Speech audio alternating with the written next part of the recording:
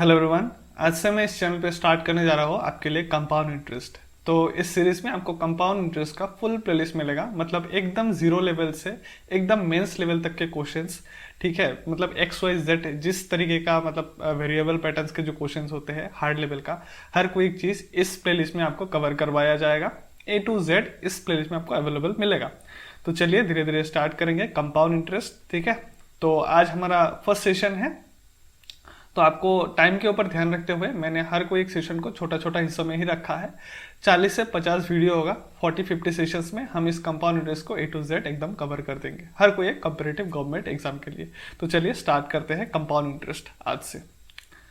चलिए, सबसे पहले तो अगर आपको कंपाउंड इंटरेस्ट सीखना है तो आपको कुछ बेसिक टर्म्स पता होना पड़ेगा। ठीक है, तो बेसिक टर्म्स के बारे में पहले हम जान लेते हैं कि क्या क्या बेसिक टर्म्स होते हैं।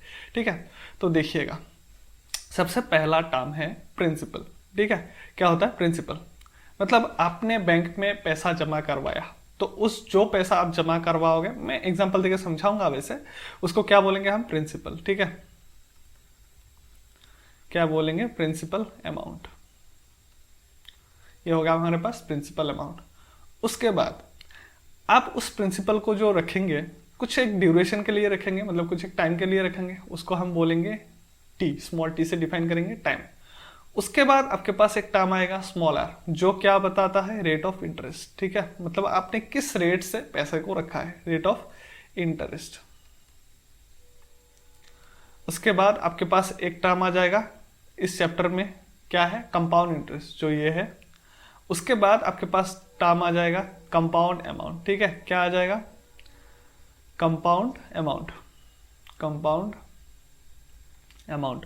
अब एक कंपाउंड अमाउंट क्या चीज होता है, हर कोई चीज को हम यहाँ पे समझते हैं। ठीक है, देखिएगा बहुत ध्यान से। अब क्या है कि एज्यूम कर लेते हैं कि आपने बैंक में कितना पैसा रखा है, कितना अमाउंट रखा है, कितना रखा है? 100 रुपीज रखा है। ठीक है, कितने रेट के हिसाब से? तो आपने कितना रखा है? प्रिंसिपल 100 रुपीज रखा है। कितने रेट के हिसाब से रखा है? मान के चलते हैं आपने 10% रेट के हिसाब से रखा है। कितने हिसाब से रखा है? 10% के हिसाब से रखा है।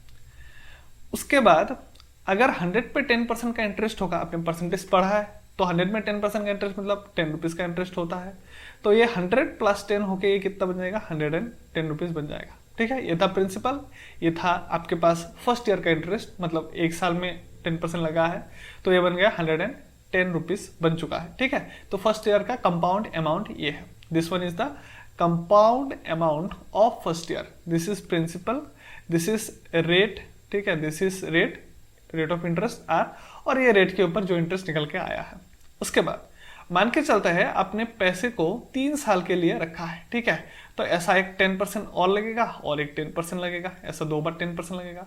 तो 110 पे जब 10% लगेगा तो यहाँ पे कितना आएगा? 11 रुपीज का एक इंटरेस्ट आएगा। तो 110 प्लस 11 ये बन जाएगा कितना? 121। अब ये क्या है? कंपाउंड अमाउंट है, बट आफ्टर 2 ईयर्स है, 2 साल कंप्लीट होने के बाद जो कंपाउंड अमाउंट है यहाँ पे निकल के आ गया है। उसके बाद 121 पे भी एक 10% का इंटरेस्ट लगेगा, मतलब कितना लगेगा? 12.1 रुपीज का इंटरेस्ट आएगा। तो मतलब ये अमाउंट बन जाएगा 133.1 रुपीज बन जाएगा। तो ये था आपके पास प्रिंसिपल, और फाइनल आपके पास जो अमाउंट आ चुका है। ठीक है, फाइनल आपके पास जो कंपाउंड अमाउंट आ चुका है आफ्टर 3 ईयर्स कितना बन चुका है? 133.1। अब एक चीज नोटिस करने वाली बात है यहाँ पे कि आपने प्रिंसिपल निकाला है, अमाउंट निकाला है ना, आपके पास क्या क्या अवेलेबल है अभी? आपके पास प्रिंसिपल आपके पास था, रेट ऑफ इंटरेस्ट के हिसाब से था, टाइम कितना था? 3 ईयर्स, 10 3 बार लगा दिया है आपने। आपके पास कंपाउंड अमाउंट भी है, कितना है? 133.1। आपके पास कंपाउंड इंटरेस्ट नहीं है ना, तो कंपाउंड इंटरेस्ट को निकालते हैं। कंपाउंड इंटरेस्ट निकालने के लिए हमको क्या निकालना पड़ेगा, क्या करना पड़ेगा? अब आपको एक चीज बता दूं मैं, जो कंपाउंड अमाउंट होता है ये क्या होता है? जो प्रिंसिपल होता है उसके साथ अगर आप कंपाउंड इंटरेस्ट को ऐड करेंगे, प्लस करेंगे, तो आपके पास क्या आता है? कंपाउंड अमाउंट आता है।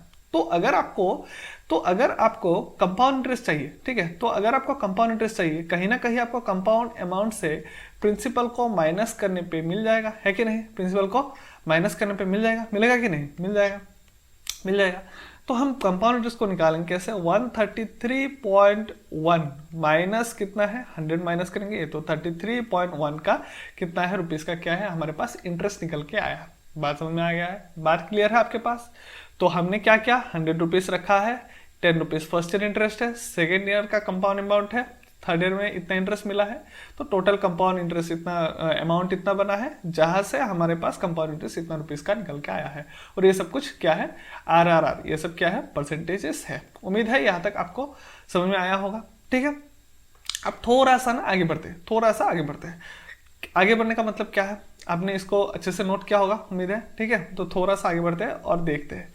अब आप जब कंपाउंड इंटरेस्ट चैप्टर को करेंगे तो आपको ना किसी एक रूल या फिर एक मेथड जानने से नहीं होगा। अगर आप कंपाउंड इंटरेस्ट का क्वेश्चन सॉल्व कर रहे हैं, किसी एक रूल एक फॉर्मूला से आपका काम नहीं बनने वाला, तो आपको इन दैट केस क्या चाहिए होगा, क्या क्या चीज चाहिए होगा आपको मैं बताता हूं। देखिए, आपको वहां पे कुछ मेथड जानने होंगे। एक तो सबसे पहले तो फॉर्मूला है। ठीक है, फॉर्मूला मेथड है, और ये जो फॉर्मूला मेथड है कहीं ना कहीं परसेंटेज में आपने पढ़ा है सक्सेसिव परसेंटेज। सक्सेसिव क्या है, परसेंटेज। ये जो फॉर्मूला मेथड है कहीं ना कहीं सक्सेसिव परसेंटेज है, जो मैं आपको क्वेश्चन करते वक्त एक एक चीज बारीकी से समझाऊंगा। हर एक क्वेश्चन को मैं एकदम डिटेल में हर कोई एक मेथड से समझाऊंगा। और आपको हर कोई एक मेथड जानना क्यों जरूरी है मैं बताता हूँ कि कोई एक मेथड है जो कि फॉर्मूला मेथड से इजीली तो बन रहा है। ठीक है, मतलब मान के चलो, आप एक सेकेंड है, आपके लिए मैं पहले नोट कर लेता हूँ तो मैं समझाने में आसानी होगा। तो उसके बाद आपको जानना पड़ेगा कहीं ना कहीं एक एबी मेथड करके होता है। उसके बाद एक मेथड आएगा आपके पास रेशियो मेथड, जो बहुत ही ज्यादा हेल्पफुल मेथड है मेरे हिसाब से कंपाउंड इंटरेस्ट के लिए। उसके बाद एक मेथड आ जाएगा आपके पास, क्या, ट्री मेथड आएगा। ठीक है, तो बेसिकली ये 4 मेथड से काम बन जाएगा सक्सेसिव परसेंटेज और फॉर्मूला, जहाँ पे ऑलमोस्ट सेम ही है, ऑलमोस्ट सेम क्या, मोटामोटी सेम ही है। तो क्या बात है कि कहीं पे ना आपके पास फॉर्मूला से तो बन जाएगा क्वेश्चन, एबी मेथड से इजीली नहीं बनेगा। कहीं पे फॉर्मूला से आंसर आएगा ही नहीं, तो आपको जरूरत पड़ेगा कहीं ना कहीं ट्री मेथड का। कहीं पे अगर फॉर्मूला ट्री से ज्यादा टफ हो रहा है तो आपको एबी मेथड से इजी पड़ जाएगा। तो किस फॉर्मूला से, किस मेथड से आपको इजीली सॉल्व हो रहा है वो ज्यादा जरूरी है, क्योंकि आप कॉम्पिटिटिव एग्जाम में बैठ रहे हो। तो इन दैट इसलिए आपको स्पेशली इस चैप्टर पे कंपाउंड इंटरेस्ट के केस में आपको हर कोई एक मेथड को एकदम डिटेल में अच्छे से जानना पड़ेगा। हालांकि हम A B method, ratio method, tree method को तो बाद में बारीकी से समझेंगे। पहले तो बेसिक फॉर्मूला क्या होता है आपको मैं फर्स्ट सेशन है तो बता दो। तो कंपाउंड अमाउंट के लिए फॉर्मूला होता है, ना कि कंपाउंड इंटरेस्ट के लिए, सबसे इंपॉर्टेंट बात। ठीक है, कंपाउंड फॉर्मूला का एक सबसे बड़ा यही एक प्रॉब्लम है कि यहाँ पे डायरेक्ट अमाउंट मिलता है, आपको इंटरेस्ट के लिए एक स्टेप एक्स्ट्रा और करना पड़ेगा, मतलब माइनस एक्स्ट्रा करके आपको करना पड़ेगा। तो कंपाउंड अमाउंट का फॉर्मूला क्या होता है, प्रिंसिपल 1 प्लस क्या होता है, R/100 टू दी पावर क्या होता है आपके पास, time. Principal, rate of interest, यहाँ पे क्या है आपके पास, टाइम। अब नीचे आ जाइए, ये होता है आपके पास कंपाउंड अमाउंट। आपको अगर यहां से कंपाउंड इंटरेस्ट निकालना है, मतलब कंपाउंड इंटरेस्ट अगर आपको डायरेक्ट फॉर्मूला से निकालना है, मैं आपको बता दूं क्या होता है। आपको पता है कंपाउंड अमाउंट माइनस क्या होता है, प्रिंसिपल, है ना। अब कंपाउंड अमाउंट तो आपको मिल चुका है, यहाँ पे क्या मिल चुका है कि principal 1 plus R/100 to the power T minus क्या है, P। अगर यहां से मैं P कॉमन ले लूं, दोनों जगह से अगर मैं P को कॉमन ले लूं, तो मेरे पास क्या आ जाएगा, 1 plus R/100 to the power T minus क्या हो जाएगा, 1। होगा कि नहीं। तो आप देख सकते हैं कि आपके पास ये जो कंपाउंड, आपके पास यहाँ पे जो कंपाउंड इंटरेस्ट के लिए जो फॉर्मूला निकल के आ रहा है ना, कंपाउंड इंटरेस्ट के लिए जो यहाँ पे आपके पास फॉर्मूला निकल के आ रहा है, वो फॉर्मूला क्या बता रहा है अपने आप में, फॉर्मूला क्या बता रहा है, अगर आप इसको याद रखेंगे तो आपके पास रिजल्ट आएगा, यही बताया जा रहा है फॉर्मूला के अकॉर्डिंग। तो मेरे हिसाब से, मेरी मानो तो आप इसको याद नहीं रखने से भी आपका काम चल जाएगा। इसको याद नहीं रखोगे तो भी बेटर है, खाली आप इसको याद रखेंगे, क्योंकि इसके बाद एक स्टेप में माइनस कर देंगे, हमारा रिजल्ट आ जाएगा। जरूर तो इतना बड़ा फॉर्मूला को याद रखने का कोई जरूरत नहीं है। ठीक है, और उसके अलावा भी हर कोई एक मेथड को हम क्वेश्चंस करते वक्त एक एक चीज को बारीकी से समझेंगे, एक एक मेथड को बहुत अच्छे से समझेंगे। उम्मीद है आपको कंपाउंड इंटरेस्ट का ये जो एकदम बेसिक था, फर्स्ट क्लास था, आज हमारा अच्छे से समझ में आ गया होगा। सेशन अच्छा लगा है तो लाइक कीजिएगा, दोस्तों के साथ शेयर जरूर कीजिएगा और चैनल को सब्सक्राइब जरूर कीजिएगा। मिलते हैं कल नेक्स्ट वीडियो पे, तब तक के लिए थैंक यू।